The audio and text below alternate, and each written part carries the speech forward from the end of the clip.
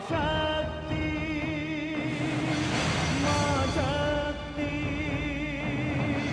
मां शक्ति। असुर सम्राट महाराज महिषासुर की जय हो। आओ गुप्तचर, क्या समाचार लाए हो? महाराज, आपने जिन कन्याओं के वध का आदेश हमें दिया है उसमें हमारे सैनिक मारे जा रहे हैं।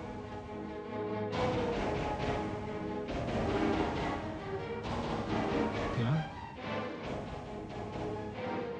ये कैसे हो सकता है?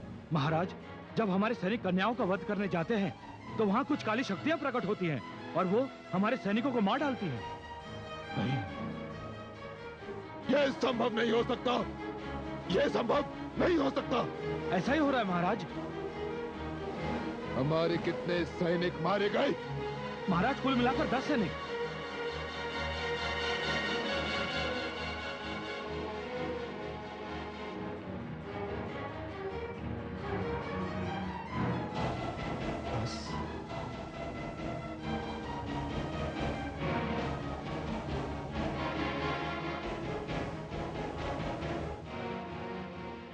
उन 10 सैनिकों के वध का दृश्य जहां देखा गया है वहीं जाओ और वहां से 40 स्त्रियों को उठाकर ले आओ। फिर वो स्त्री चाहे जो भी हो, माँ, बेटी, बहन, जो भी, उन्हें घसीटकर मेरे समक्ष लाकर प्रस्तुत करो। जाओ। जो आ गया महाराज। विनाश!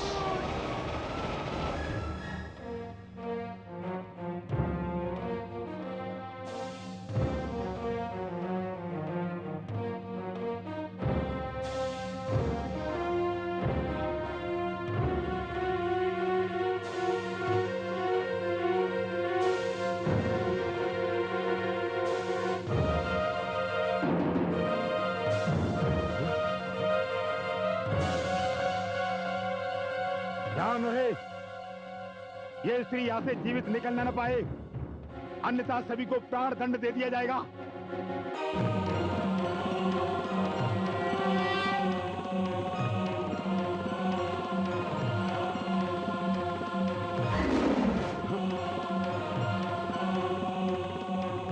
सुन स्त्री, यदि ये तेरी माया है तो इसे शीघ्र समाप्त कर। और यहाँ जितने भी मृत दानव वीर दिखाई दे रहे हैं उन सभी को जीवित कर। मूर्ख असुर, इन्हें तो अब कोई जीवित नहीं कर सकता। ये काल के भोजन थे, इसीलिए काल के काल में चले गए। यदि तुम सब यहां से लौट नहीं गए तो तुम्हारा भी यही परिणाम होगा। हे मूर्ख स्त्री, तू सेनापति चिच्छुर को उसका परिणाम दिखा रही है। सबसे पहले मैं तेरा सिर धड़ से उतारूंगा और उसे अपने पैरों की ठोकरों से उड़ाता हुआ, उससे खेलता हुआ अपने दानव सम्राट महिषासुर के दरबार में ले जाऊंगा, जहां उसे देखकर वो अत्यंत प्रसन्न होंगे। अधम, पापी, नीच, सारी सृष्टि तुम असुरों के अत्याचार से कांप रही है। सारी मानवता त्राही त्राही कर रही है। मानव जीवन से खेलना तुम्हारे लिए एक शिशु के खेल से अधिक महत्व नहीं रखता, किंतु आज ये खेल मैं खेलूंगी। तुम्हारे सिर होंगे और मेरे चरण। इसका निर्णय अभी होगा।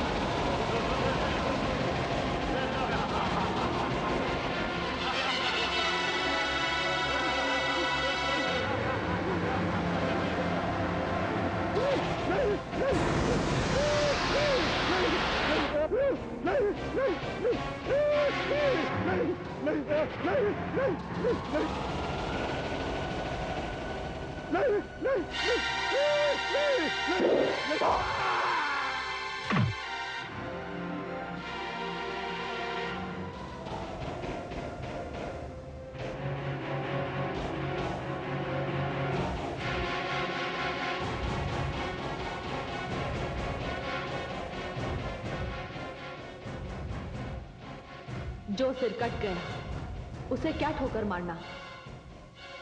तुम जैसे वीरों को देखकर मुझे दुख होता है, जो महिषासुर जैसे पापी और अत्याचारी के लिए अपने प्राणों की बलि दे जाते हैं। अब तो मुझे प्रतीक्षा है महिषासुर की। उसके सिर को मैं अवश्य ठोकर मारूंगी, जो स्त्री का सम्मान नहीं करता।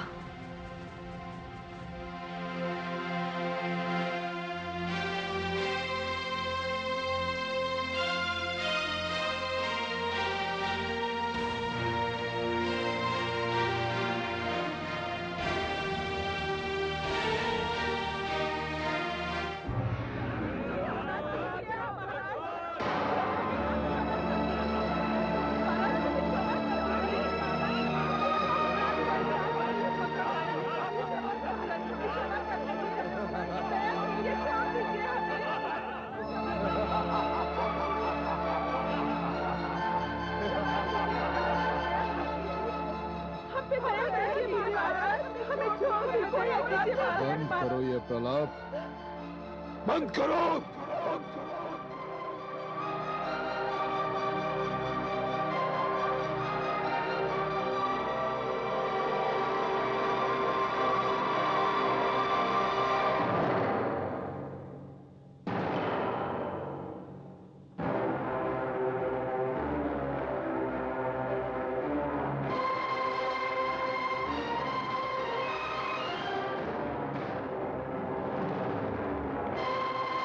जिस देवी की तुम पूजा करती हो, जो देवी तुम्हारी रक्षा करती है, उसी देवी ने मेरे सैनिकों का वध किया है। इसी कारण मैंने ये निर्णय लिया है, यदि वो मेरे एक सैनिक को मारेगी तो मानव समाज की 4 स्त्रियों का वध होगा। 4 स्त्रियों का। क्षमा कर दीजिए महाराज, क्षमा कर दीजिए। दया कीजिए महाराज, मेरे छोटे छोटे बच्चे हैं, दया कीजिए महाराज।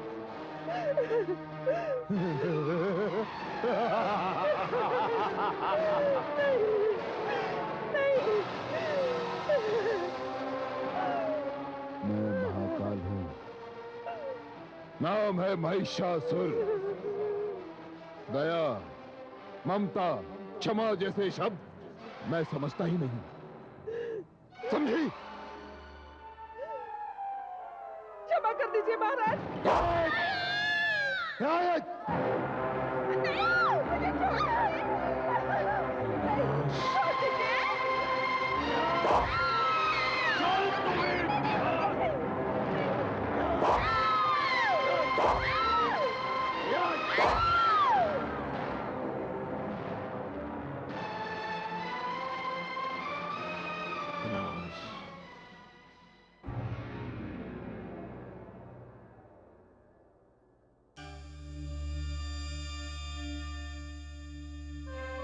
नारायण नारायण।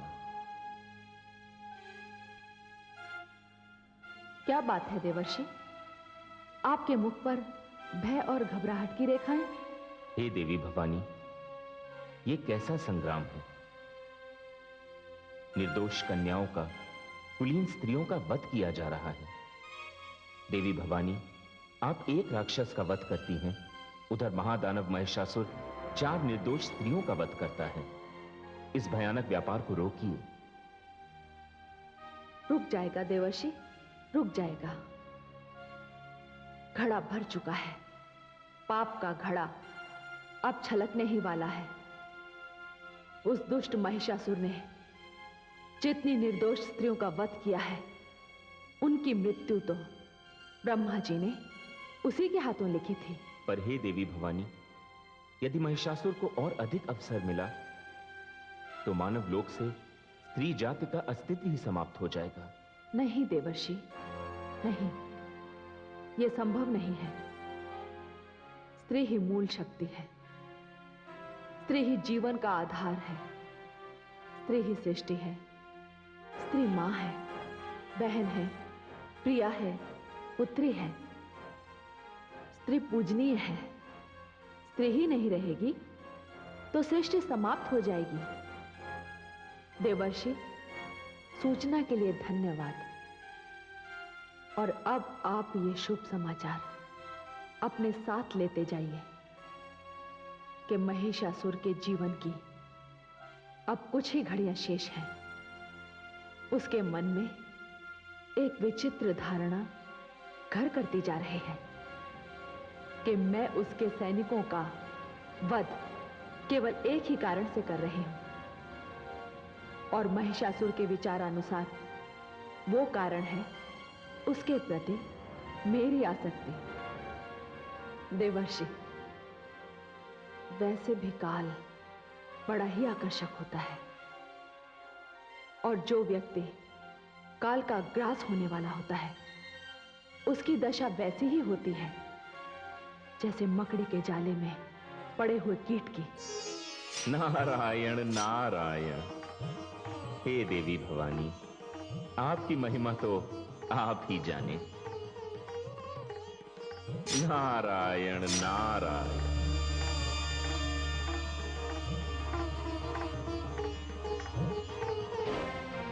क्या?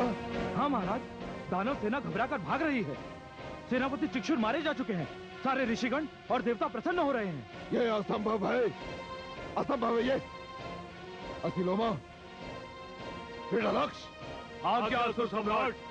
इस संसार में इस समय आपसे बड़ा योद्धा कोई नहीं है। ये संभव है कि सेनापति चिक्षुर का वध उस स्त्री ने छल से किया हो, छल से। किंतु आप दोनों पर उस स्त्री के रूप और सुंदरता का कोई प्रभाव नहीं होगा। जाओ और दानव सेना एकत्रित करो। असिलोमा, मैं इसी क्षण तुम्हें दानव सेनापति नियुक्त करता हूं। जाओ और दानव के सम्मान की रक्षा करो। जाओ। जो आज्ञा दानवेंद्र। मैं और विडालाक्ष उस स्त्री का सिर काटकर लेकर आएंगे।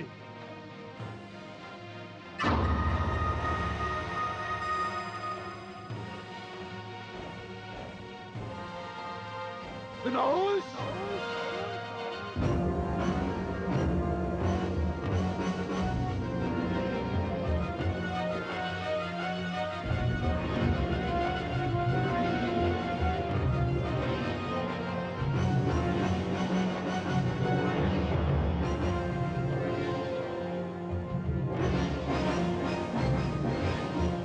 वरुण देव, देवी भवानी ने राक्षसों का संहार करना प्रारंभ कर दिया है। यदि इस समय यह रक्त बीज जाकर महिषासुर से मिल गया तो बड़ा अनर्थ हो जाएगा वरुण देव। देवराज, इसे इसका अवसर नहीं मिलना चाहिए। अर्थात मेरे विचार से जिस प्रकार आपने दानवराज करण का जल में तपस्या करते समय मगरमच्छ बनकर वध किया था, उसी प्रकार इस रक्त बीज का भी वध कर डालिए। यह भी तपस्या में लीन है देवराज। आप सत्य कह रहे हैं वरुण देव, सत्य कह रहे हैं आप।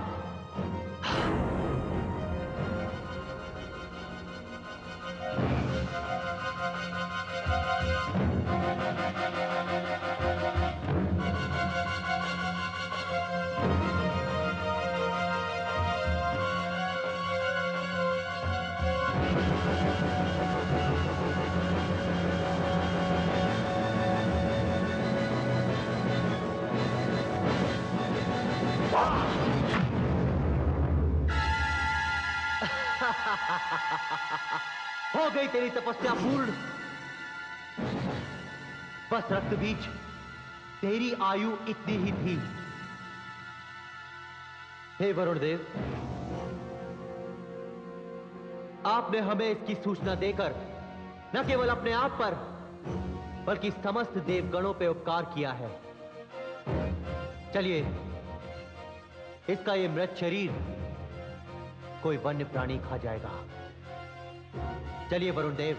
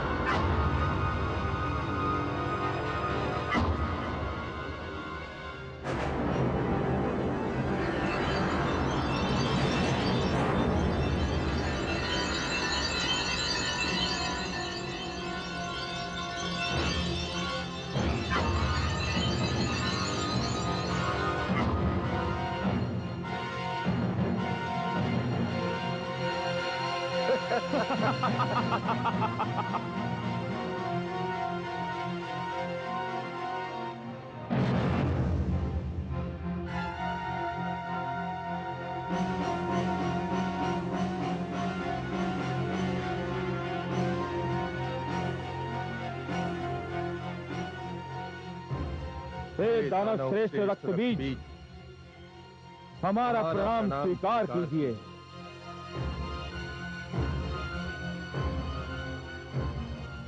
कौन हो तुम दोनों? दानव रक्त से हमारा जन्म हुआ है और दानव के अतिरिक्त हम हो भी क्या सकते हैं। हमें कोई नाम दीजिए। तुम दोनों मेरी आशाओं के उत्तर दिखाई देते हो। तुम शुंभ हो।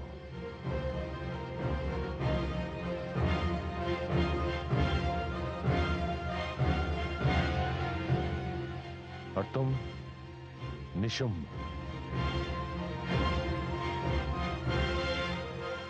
मेरा आदेश है कि तुम दोनों जाओ और ब्रह्मा की तपस्या करो। हमारा ज्ञान हमें ऐसा करने से रोक रहा है दानव श्रेष्ठ। हमें ऐसा अनुभव हो रहा है जैसे देवराज इंद्र के कहने से ब्रह्मा जी कदाचित हमें कोई वरदान ना दें। नहीं, वे आदि प्रजापति हैं। उन्होंने जीवन के कुछ नियम बनाए हैं। उन्होंने तपस्या के भी कुछ नियम बनाए। ध्यान रहे, जो नियम बनाता है वो अपने बनाए हुए नियमों को स्वयं नहीं तोड़ता। फिर तो आपका आदेश हम अपने मस्तक पर धारण करते हैं। मेरा आशीर्वाद तुम्हारे साथ है।